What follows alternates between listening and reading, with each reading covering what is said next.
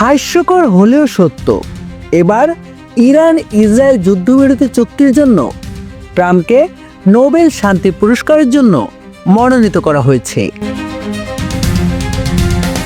Republican আইন প্রণেতা body Carter এই পুরস্কারের জন্য ট্রাম্পকে মনোনীত করেছেন। মঙ্গলবার 24 জুন এক প্রতিবেদনে এই তথ্য জানায় যুক্তরাজ্য ভিত্তিক সংবাদ মাধ্যম পলিটিক্স। এ বিষয়ে বডি কার্টার নোবেল শান্তি পুরস্কার কমিটিকে একটি চিঠি লিখেছেন।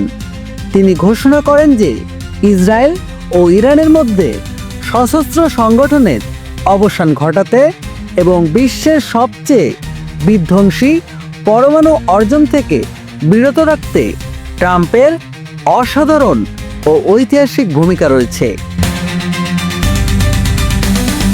নেয়ামুন নাকিব, বাংলা নিউজ বাংলা, ঢাকা।